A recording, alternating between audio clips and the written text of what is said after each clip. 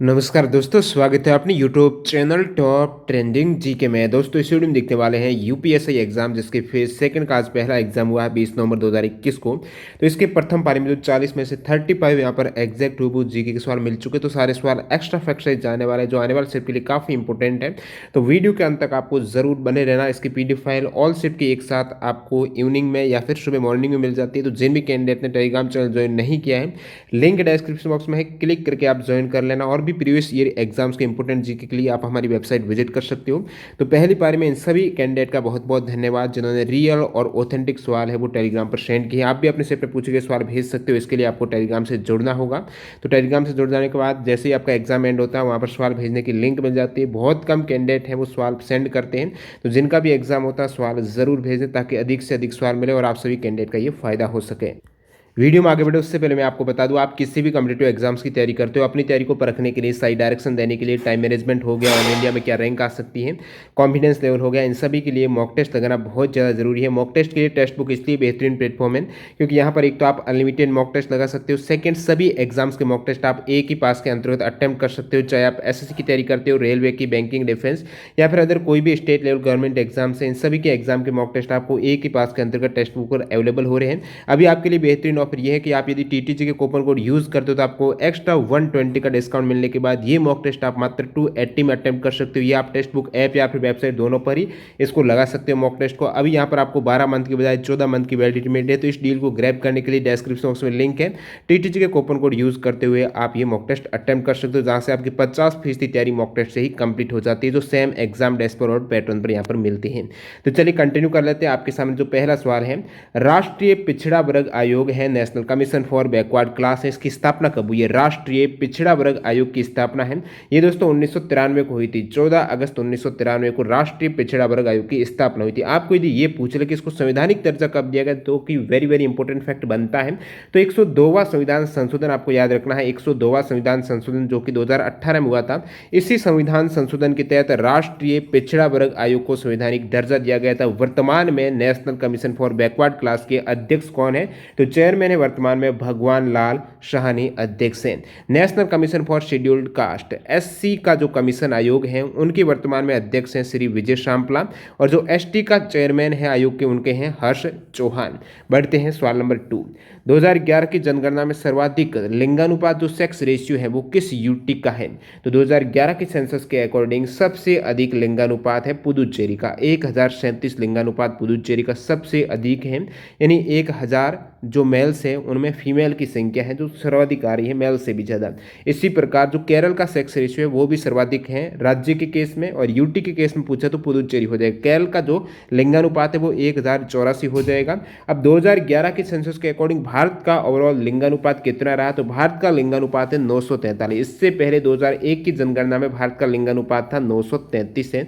तो कितना बढ़ा? तो 10 का बढ़ चुका है। और आपको पूछ ले सबसे कम लिंगानुपात किस यूटी का है? यूटी के केस में सबसे कम दमन दीव का 618 है, और स्टेट के केस में सबसे कम है वो हरियाणा का है, 879 है वो सेक्स रेशियो है। अगला सवाल, विश्व जल दिवस कब मनाया जाता है? वर्ल्ड वाटर डे की बात करें तो 22 मार्च याद रखना है, 22 मार्च को मनाया जाता है। बहुत बार एग्जाम में पूछा हुआ सवाल है। पहली बार विश्व जल दिवस 1993 को मनाया गया था। 2021 में जो 22 मार्च को वर्ल्ड वाटर डे मनाया गया तो किस थीम पर आधारित था ये विश्व जल दिवस? तो 2021 में वैल्यूइंग वाटर, वाटर की वैल्यू है इससे संबंधित था इसकी थीम। और इसी के मौके पर यानी 22 मार्च को जो विश्व जल दिवस था तो प्रधानमंत्री नरेंद्र मोदी जी ने कैच द रेन यानी वर्षा जल संचय अभियान है वो वीडियो कॉन्फ्रेंसिंग के माध्यम से शुरुआत की है, शुभारंभ की थी। केंद्र शासित प्रदेश दिल्ली को विशेष दर्जा देते हुए उसे राष्ट्रीय राजधानी क्षेत्र किस संविधान संशोधन के तहत बनाया गया है और कब बनाया गया ये स्पेशली आपको पूछा था। राष्ट्रीय राजधानी क्षेत्र पूछा जो दिल्ली को विशेष दर्जा देते हुए बनाया गया था। तो राष्ट्रीय राजधानी क्षेत्र दिल्ली को बनाया गया था 1991 में जब संविधान संशोधन हुआ था 69वां। तो 69वें संविधान संशोधन 1991 के तहत केंद्र शासित प्रदेश दिल्ली को विशेष दर्जा देते हुए उसे राष्ट्रीय राजधानी क्षेत्र बनाया गया है, और दिल्ली संघ राज्य क्षेत्र के लिए विधानसभा विधानसभा और मंत्रिपरिषद का उपबंध भी यहाँ पर किया गया था। प्रोटीन का संश्लेषण कहाँ पर होता है? जो कोशिकांग है जहाँ पर प्रोटीन का संश्लेषण होता है वो दोस्तों राइबोसोम है, ठीक है। राइबोसोम जिसे प्रोटीन की फैक्ट्री कहा जाता है। माइटोकॉन्ड्रिया है, माइटोकॉन्ड्रिया का कोशिका का शक्ति गृह, पावर हाउस है, पावर प्लांट है, माइटोकॉन्ड्रिया को कहा जाता है, जो कि एटीपी को कोशिका की ऊर्जा मुद्रा यहाँ पर कहते हैं, इसी के अंतर्गत रहती है ये। कोशिका झिल्ली है, कोशिका का रक्षक, कोशिका का यातायात प्रबंधक क्या है? गोल्जी काय को बोला जाता है। कोशिका की जो आत्मघाती थैली है वो लाइसोसोम है, ठीक है, क्योंकि मृत कोशिकाओं का निष्कासन या अपशिष्ट पदार्थों का निष्कासन करता है वो दोस्तों लाइसोसोम के माध्यम से होता है। लाइसोसोम का मुख्य काम क्या होता है? पाचन करना। अगला सवाल यहाँ पर रिपीट हुआ सवाल, इससे प्रीवियस सेट में आ चुका है। आर्टिकल 31A के संविधान संशोधन के तहत ऐड हुआ है, उसमें पूछा गया था 31 और 31B दोनों था, आज 31A का पूछा है। तो दोनों ही जो फर्स्ट कॉन्स्टिट्यूशन अमेंडमेंट हुआ है 1951 की बात है। प्रथम संविधान संशोधन 1951 के तहत आर्टिकल 31A और 31B को ऐड किया गया है। आपको 31C का पूछ ले अलग से। आर्टिकल 31C है 25वें संविधान संशोधन 1971 वाले संविधान संशोधन के तहत इसको ऐड किया गया है। आर्टिकल 31C को 25वां संविधान संशोधन 1971 के तहत। बाल श्रम निषेध एवं नियमन कानून कब पास हुआ था? बाल श्रम निषेध व नियमन एक्ट है ये 1986 में पास हुआ था। कब? बाल श्रम से संबंधित जो नियमन एक्ट कानून है 1986 में पास हुआ है। आपको यदि बाल संरक्षण का पूछा गया है तो बाल संरक्षण अधिनियम है वो 2005 में, और बाल श्रम से संबंधित 1986 याद रखना है। और राष्ट्रीय जो किशोर न्याय अधिनियम की बात करूं, किशोर न्याय अधिनियम की, वो 2015 में पारित हुआ था, जो कि किशोर न्याय के संबंधित एक और विधेयक आया है जो इसका अमेंडमेंट है 2015 का, वो 2021 में हो रहा है। अगला सवाल देखते हैं यहाँ पर, सवाल नंबर 8। सुप्रीम कोर्ट ने लिंग के तीसरे वर्ग के रूप में ट्रांसजेंडर को मान्यता कब दी है? ट्रांसजेंडर है मेल फीमेल के बाद थर्ड यहाँ पर जेंडर, ट्रांसजेंडर को मान्यता दी है सुप्रीम कोर्ट ने, वो 15 अप्रैल 2014 को दी थी। आपको एक इंपॉर्टेंट फैक्ट बताऊं तो 1998 में मध्य प्रदेश की शबनम मौसी में भारत की पहली ट्रांसजेंडर विधायक चुनी गई थी मध्य प्रदेश की। अगला सवाल यहाँ पर, लोकसभा तथा राज्य विधानसभा सदस्यों की उम्र कितनी होनी चाहिए? इनके सदस्यता के लिए लोकसभा, एमएलए और एमपी के लिए जो मिनिमम योग्यता में उम्र 25 वर्ष है। वोटिंग का यदि पूछा जाए तो वोटिंग की एज है वो 18 वर्ष है। एग्जाम में बहुत बार आ जाता है कि वोटिंग जो राज्य विधानसभा या फिर लोकसभा में मतदान की आयु 21 से 18 की गई थी वो किस संविधान संशोधन के तहत की गई थी? तो 61वां संविधान संशोधन याद रखना है, हुआ कब था? 1989 में। इसमें आर्टिकल 326 में संशोधन किया गया और मतदान के लिए जो आयु है वो 21 वर्ष से घटाकर 18 वर्ष की गई है लोकसभा और विधानसभा चुनाव के लिए। आपको मैं योग्यता की बात करूं तो ग्राम पंचायत चुनाव के लिए उम्मीदवार की न्यूनतम आयु वो 21 वर्ष होनी चाहिए। एमपी के लिए 25 वर्ष, एमएलए 25 वर्ष है, राज्यसभा सदस्य 30 वर्ष है, राज्यपाल और राष्ट्रपति के लिए मिनिमम आयु है वो 35 वर्ष होनी चाहिए। नेक्स्ट सवाल देखते हैं, सवाल नंबर 10। अनुच्छेद 342 में किसका उल्लेख है? आर्टिकल 342 का पूछा है तो अनुसूचित जनजातियों का उल्लेख है आर्टिकल 342 में। इससे पहले वाला जो अनुच्छेद 341 है उसमें अनुसूचित जाति है, जाति के बाद जनजाति, तो अनुच्छेद 342 में इसका उल्लेख है। यदि भाग की बात करूं, भाग कौन सा है? तो भाग आपकी 16वां, ठीक है। तो 16वें भाग में केंद्र और राज्य विधानसभाओं में एससी और एसटी के आरक्षण से संबंधित प्रावधान है। संथाल या फिर जिसे हूल विद्रोह बोला जाता है, उनके नेता कौन थे? तो इनके प्रमुख 4 भाई थे नेता, जिनका नाम है सिद्धू, कान्हू, चांद और भैरव। इन्होंने संथाल विद्रोह का नेतृत्व किया था। सिद्धू, कान्हू, चांद और भैरव याद रखना है। और ये हूल विद्रोह या फिर बोले तो संथाल विद्रोह हुआ कब था? संथाल विद्रोह हुआ था 30 जून 1855 को। कब? 1855 को इन 3 भाइयों के नेतृत्व में संथाल विद्रोह हुआ था। इसे पहाड़िया विद्रोह या फिर झगड़ा भी बोला जाता है। और ये अंग्रेजों के विरुद्ध प्रथम सशस्त्र जन संग्राम था। स्थानीय जमींदार, महाजन, अंग्रेज कर्मचारियों के अन्याय अत्याचार के विरोध में ये संथाल हूल विद्रोह हुआ था, जिसमें बंगाल के मुर्शिदाबाद तथा बिहार के भागलपुर जिलों से इसकी शुरुआत की गई थी। और 1855 में अंग्रेज कैप्टन अलेक्जेंडर ने विद्रोह का दमन भी किया था। अगला सवाल देखते हैं यहाँ पर, अभी तक भारत में कितनी बार वित्तीय आपातकाल लगा है? तो आप कहेंगे 0 बार, एक बार भी नहीं लगा है देश में वित्तीय आपातकाल। अच्छी बात है, देश में अभी तक कोई भी वित्तीय आपातकाल नहीं लगा है। और बाकी यहाँ पर आपातकाल से संबंधित इससे प्रीवियस सेट में पूछा हुआ सवाल है, ये आपको पता होना चाहिए। आर्टिकल 360 में वित्तीय आपातकाल से संबंधित प्रावधान है। आपातकाल में ये सवाल आया था जो राष्ट्रीय आपातकाल से था कि पहली बार कब लगा था? तो अब तक 3 बार ये राष्ट्रीय आपातकाल लग चुका है। पहला उदाहरण मिलता है 1962 में, ठीक है, जब भारत चीन युद्ध हुआ था उस समय 1962 से 1968 तक लगा था, जो बाहरी आक्रमण से खतरे के केस में। दूसरा जो राष्ट्रीय आपातकाल है 1971 में भारत पाकिस्तान युद्ध के दौरान। तीसरा आपातकाल है 1975 में इंदिरा गांधी के द्वारा लगाया गया था, आंतरिक अशांति के कारण 1975 से 1977 के मध्य। अगला सवाल यहाँ पर सेम सवाल रिपीट हुआ, प्रीवियस सेट में आया हुआ है। चौथी विश्व हिंदी सम्मेलन कहाँ पर हुआ है? तो ये आप कहेंगे 1993 में हुआ था। कब हुआ है? 1993 में, और पोर्ट लुइस मॉरिशस में हुआ था चौथा विश्व हिंदी सम्मेलन। 2 से 4 दिसंबर 1993 को हिंदी सम्मेलन की शुरुआत हुई है दोस्तों 1975 में। प्रथम विश्व हिंदी सम्मेलन है वो 10 जनवरी से 12 जनवरी 1975 को हुआ है। इसलिए विश्व हिंदी दिवस कब मनाया जाता है? 10 जनवरी को मनाया जाता है विश्व हिंदी दिवस। तो पहला विश्व हिंदी सम्मेलन नागपुर में हुआ था, दूसरा ये हुआ था 1976 में पोर्ट लुइस मॉरिशस में, तीसरा 1983 में नई दिल्ली इंडिया में हुआ है, चौथा जो आपको पूछा 1993 में, पांचवा हुआ था 1996 में, ठीक है, पोर्ट ऑफ स्पेन में हुआ था, और जो छठा हुआ है वो 1999 में लंदन में हुआ है, 2003 में हुआ था सातवां, ये सूरीनाम में हुआ था सातवां, आठवां हुआ दोस्तों न्यूयॉर्क सिटी यूएस में, याद रखना है 2007 में आठवां विश्व हिंदी सम्मेलन है। आपको पूछे तो आप कहेंगे 2007 में हुआ है न्यूयॉर्क यूएस में, इसलिए इंपॉर्टेंट है ये। और फिर नौवां 2012 में जोहान्सबर्ग साउथ अफ्रीका में, 10वां 2015 में भोपाल इंडिया में 10वां हुआ है। फिर यहाँ पर 18 में 11वां हुआ पोर्ट लुइस मॉरिशस में, अभी फिजी 2021 में होगा। उत्तर प्रदेश में राज्यसभा की सीट कितनी है? तो सर्वाधिक राज्यसभा सीट है, लोकसभा वगैरह राज्यसभा उत्तर प्रदेश में ही है। राज्यसभा की सीट उत्तर प्रदेश में 31 है। आपको पूछ ले सेकंड सर्वाधिक राज्यसभा की सीट किस स्टेट की है? तो वो 19 सीट है महाराष्ट्र की, तीसरी है तमिलनाडु की 18 सीट।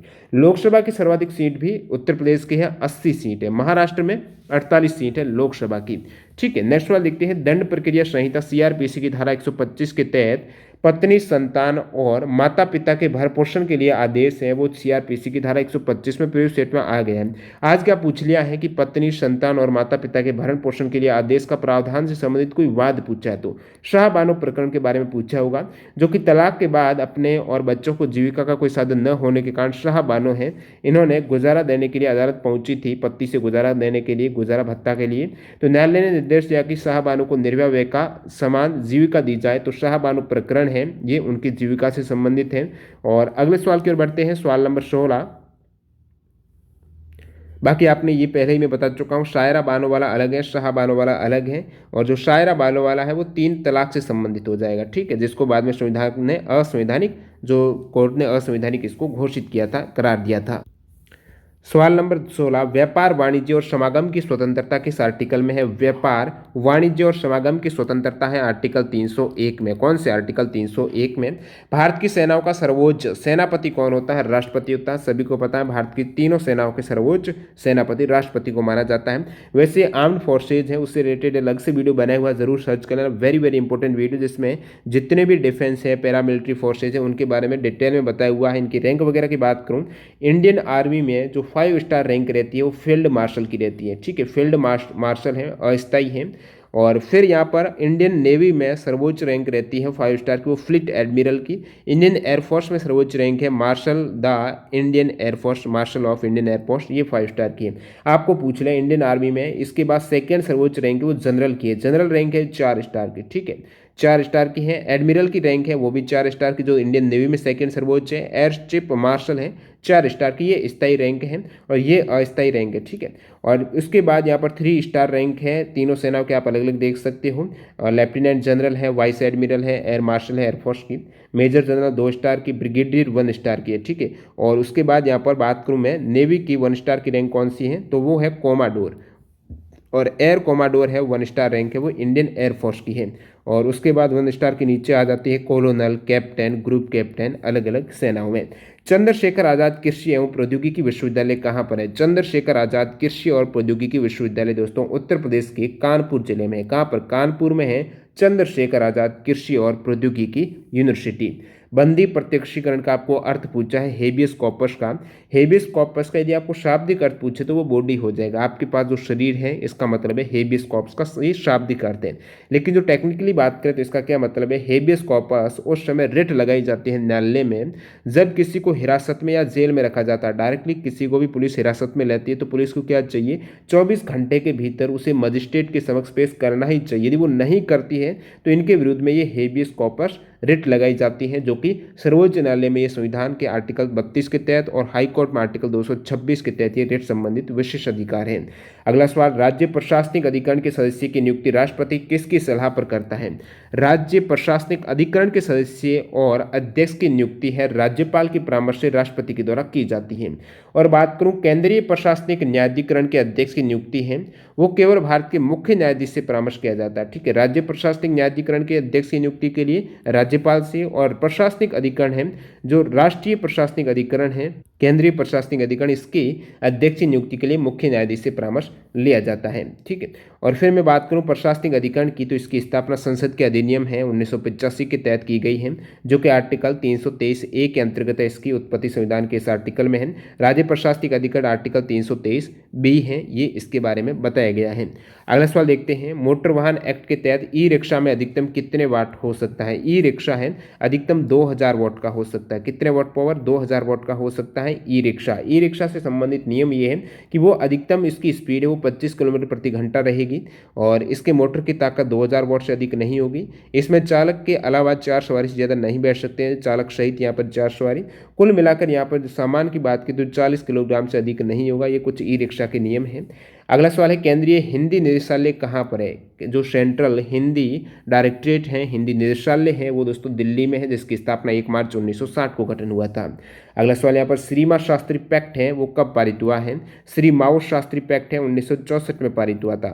श्री माँ शास्त्री पैक्ट जिसे इंडो सिलोन एग्रीमेंट कहा जाता है, जिसे श्रीलंका के प्रधानमंत्री श्री माओ बंद्रानाइक और लाल बहादुर शास्त्री के बीच हस्ताक्षरित किया गया था, इसीलिए ये श्री माओ शास्त्री है। लाल बहादुर शास्त्री और श्री माओ बंद्रानाइक हैं, इनके मध्य ये हस्ताक्षर हुए हैं। आधिकारिक तौर पर इसे सिलोन में भारतीय मूल के व्यक्तियों पर समझौता के रूप में जाना जाता है। सिलोन में भारतीय मूल के व्यक्ति हैं, उनसे संबंधित ये एग्रीमेंट हुआ था। अगला सवाल, तुल्लू कहाँ की भाषा है? तुल्लू दोस्तों द्रविड़ भाषा है, जो कि दक्षिण में, ठीक है, दक्षिण भारत में कर्नाटक में स्पेशली ये दक्षिण कन्नड़ और उडुपी जिलों के अधिकांश जिलों में, तो कर्नाटक और केरल राज्य में ये भाषा बोली जाती है। अन्वेषण में कार्यवाही की डायरी CRPC की किस धारा में उल्लेखित है? अन्वेषण करते हैं पुलिस वगैरह, तो उनसे संबंधित जो कार्यवाही की जाती है उसकी डायरी में लेखा जोखा वो CRPC की धारा 172 में उल्लेख मिलता है कि प्रत्येक पुलिस अधिकारी जो अन्वेषण करता है, अन्वेषण में की गई अपनी कार्यवाही को दिन प्रतिदिन एक डायरी में लिखेगा, जिससे वह सब जब उसे इत्तला मिली वह समय जब उसने अन्वेषण आरंभ किया है वहाँ से लेकर जब समाप्त हुआ है उस समय तक वो डायरी में एंट्री करने वाला है, और वह स्थान वे स्थान जब वो गया है और ये सभी गतिविधियां हैं वो इस डायरी में एंट्री करेगा। CRPC की धारा 172 के तहत अन्वेषण में कार्यवाही की डायरी के बारे में है। गिरिजा कुमार माथुर को मैं वक्त के हूँ सामने के लिए कौन सा अवार्ड मिला है? हिंदी में पूछा गया था। मैं वक्त के हूँ सामने इस रचना हेतु गिरिजा कुमार माथुर को साहित्य अकेडमी अवार्ड जो हिंदी भाषा का 1991 में दिया गया था। राजभाषा समिति की सहमति कौन देता है? इस टाइप से एग्जैक्ट सवाल नहीं मिला है। जिन भी कैंडिडेट ने एग्जाम दिया फर्स्ट स्टेप में ये सवाल क्या था आप कमेंट करके बताना। बाकी केंद्रीय राजभाषा समिति है, इससे पहले सवाल आया है कि केंद्रीय राजभाषा समिति के अध्यक्ष कौन होते हैं, तो गृह मंत्री समिति के अध्यक्ष रहते हैं। ये जो संसदीय राजभाषा समिति है इसका गठन 1976 में हुआ था, जिसमें 30 सांसद होते हैं, 20 लोकसभा से, 10 राज्यसभा से। और जो समिति है ये राजभाषा समिति है, संसदीय राजभाषा समिति, अपनी रिपोर्ट है वो राष्ट्रपति को प्रस्तुत करते हैं। और प्रथम राजभाषा आयोग की बात करो तो उसका गठन 1955 में किया गया था। मौलिक अधिकार और राज्य के नीति निर्देशक तत्वों में क्या समानता, आप कमेंट करके बताना है। इस सवाल में क्या ऑप्शन दे रखे थे जरूर कमेंट करना। ये व्यक्तिगत रहते हैं, मौलिक अधिकार व्यक्तिगत है और राज्य के नीति निर्देशक तत्व हैं वो पूरे समाज के लिए हैं। तो मौलिक अधिकार राजनीतिक न्याय की स्थापना करता है, जबकि नीति निर्देशक तत्व सामाजिक और आर्थिक न्याय को बढ़ावा देते हैं। और मौलिक अधिकार व्यक्तिगत हितों पर होते हैं और बाकी सामाजिक रहते हैं, दोनों ही एक दूसरे के पूरक हैं। उत्तर भारत में मंदिर निर्माण और दक्षिण भारत में मंदिर निर्माण शैली को मिलाकर जो शैली का जन्म हुआ उसे बेसर शैली बोला जाता है। आपको पता होना चाहिए उत्तर भारत में जो मंदिर है वो कौन सी स्थापत्य शैली की, वो द्रविड़ शैली की, ठीक है। और नॉर्थ इंडिया में उत्तर भारत के मंदिर की शैली है वो नागर शैली, इन दोनों की मिश्र से बनता है वो बेसर शैली है। कोविड-19 संकट से वैश्विक व्यापार की रिकवरी से संबंधित जो रिपोर्ट जारी की है वो किसने की है? कोविड-19 संकट से वैश्विक व्यापार की रिकवरी से संबंधित रिपोर्ट है UNCTAD यानी United Nations conference on trade and development के द्वारा जारी की गई है। UNCTAD की स्थापना 1964 में हुई थी, इसका हेडक्वार्टर जेनेवा स्विट्जरलैंड में है। सवाल यहाँ पर अगला है 31वां, बेन सिबरमान किस कंपनी के सह संस्थापक हैं? बेन सिल्बरमान ये दोस्तों को फाउंडर और चीफ एग्जीक्यूटिव ऑफिसर है, वो पिंटरेस्ट कंपनी के हैं। पिंटरेस्ट कंपनी के ये सीईओ हैं और साथ ही साथ को फाउंडर है बेन सिल्बरमान। ठीक है, मैं बात करूं जब बात आ रही है पिंटरेस्ट की तो आपको पता होना चाहिए कंपनी लिंक्डइन भी है। तो लिंक्डइन के संस्थापक कौन है? रेड होपमैन है और सीईओ है वो रेयान सोलेंस्की है। अगला सवाल है पंचायतों के लिए निर्वाचन किस आर्टिकल में है? पंचायतों के लिए निर्वाचन का पूछा तो अनुच्छेद 243 टर्म है पंचायतों के लिए निर्वाचन का उल्लेख मिलता है।